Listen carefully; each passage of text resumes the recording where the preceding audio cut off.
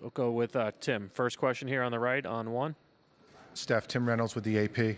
When Nick Nurse was in here about an hour ago, he said that he thinks of you as a transformational player in that there's kids now working on 40-footers and their handles and trying to mimic the things you do in your pregame routine, things of that nature. When you're in it, when you're still playing at this level, do you ever think of that effect that you have as how kids see literally everything you do on the court, whether it's before the game, during the game, after? Do you ever think about that?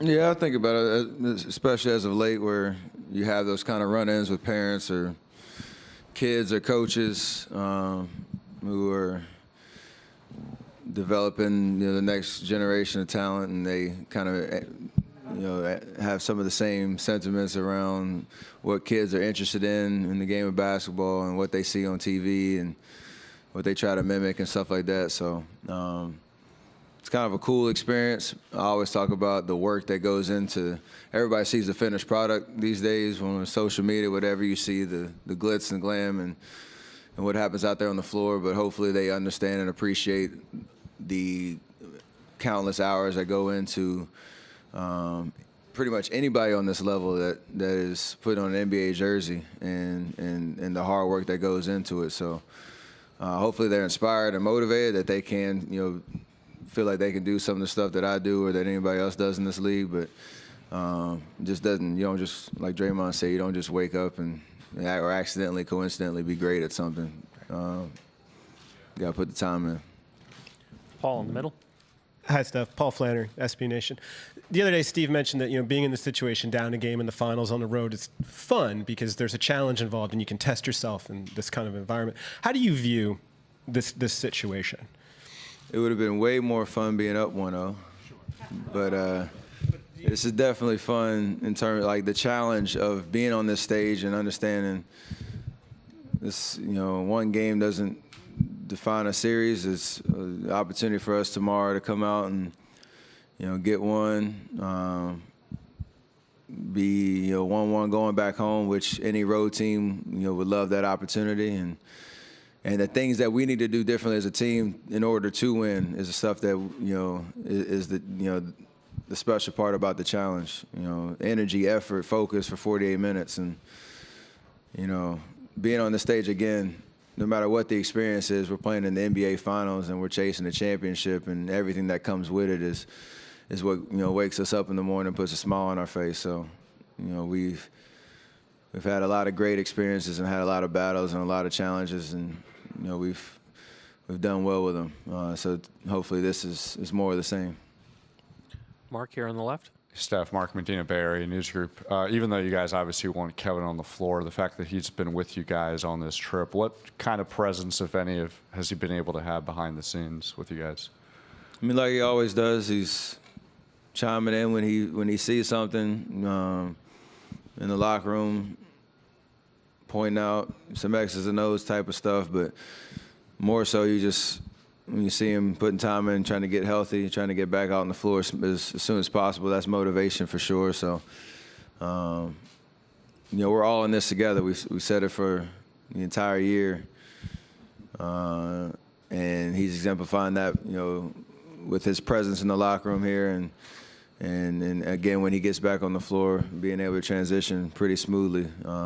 Waiting on that. What's jumped out to you as far as how he's been holding up with, just being out for this long? I mean, I know it's tough. Anybody who goes through an injury like that, you kind of feel alienated because your schedule's a little different. Most of the time, you're on kind of ISO with our athletic training staff, putting extra hours in. Stuff starts to feel monotonous, especially with the big stage of the finals, here and now. So I think he's handling it well, understanding his time is coming, sooner than later, and he's doing whatever he can on a daily to get healthy, and that's what you expect. Standing in the back right. Hey, Steve Popper from Newsday. Coach talked about film that you guys saw now and learned from, but when you guys have the experience that you have, do you, by the time you're leaving the court the other night, do you feel like we saw this, we know this? No, it helps to see it for sure.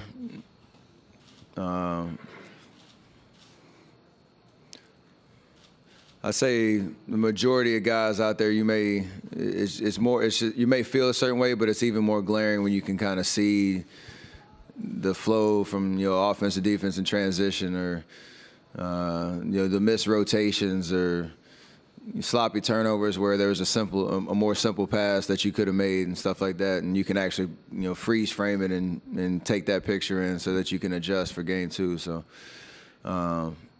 that film never lies, as every coach has said. You can't argue with what you see on there, and we learned a lot. Over here in the third row. Steph, Paulo Antunes, ESPN Brazil. When people talk about the greatest shooters of all time, they often mention you and they mention your teammate, Clay. Call you guys the Splash Brothers. I'm wondering if you guys ever talk about that nickname, the Splash Brothers, and if that's kind of if you guys have a special bond, since you guys are always mentioned as some of the best shooters in the history of the NBA. Not as much as you might think. I think we obviously appreciate each other's talent and skill, and we motivate each other with, every time we step on the floor, if he gets hot, I'm like, I want to do what Clay's doing, and kind of, vice versa. So probably the only thing is when people make up those random stats, Mark Medina knows really well. This year, we the only teammates that make 200 threes in 7 consecutive seasons. It's that's really specific, right? But we got a nice little cutout of a little billboard kind of vibe, or poster I can put on our wall, and I made sure I got Clay one so he knows we're in this together. That type of vibe. But other than that, when people call it out, we answer it.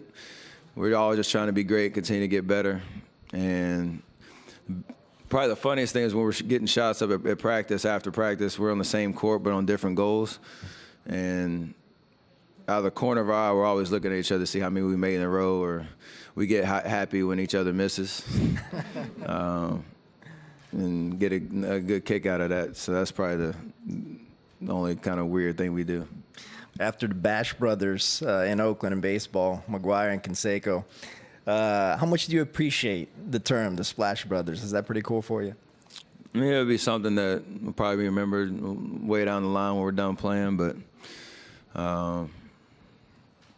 it's just the privilege to play with somebody that can shoot the ball as well as he can and can do it consistently over and over again, and is always trying to find ways to get better. In the moment, that's what you appreciate the most. And even like Mark Jackson talking about, calling us the greatest backcourt in the history of the game when he did, and trying to speak it into existence. We're trying to make him a prophet. Mark on the right side. Steph, Mark Schwartz, ESPN. One of the things that's so apparent about you and Clay and Draymond is your confidence. And it doesn't seem to matter what the series score is, what the game score is. Can you talk about each of you, how that confidence plays in to the greatness that you guys have been able to achieve together? Yeah, I mean, that's part of the reason why we're here. Self-confidence is key in terms of anybody being successful at what they try to do. So we've all brought that together, and the biggest thing is we understand what we all each bring to the table, and how different we all are, but how much we all love winning. And the fact that I can look to my right and my left and see those two guys and a lot of our teammates and know that they believe we can win whatever game, that we're gonna have that edge. And if I throw him the ball and he's gonna shoot it, I know he believes it's going in. And that confidence is contagious no matter what the situation is. So built it over time in terms of us being together as a core and a unit, and we got to rely on that this series for sure.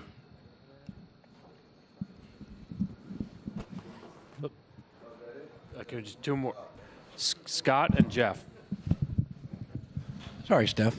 Scott, This better be a good one. I sat back down for it. forget about it. New freedom of movement officiating in the league this year. How is that translated into the playoffs? Is that eased off at all? Is it the same? in terms of, freedom of movement? It's been pretty consistent in terms of how it's called in regular season and in the playoffs.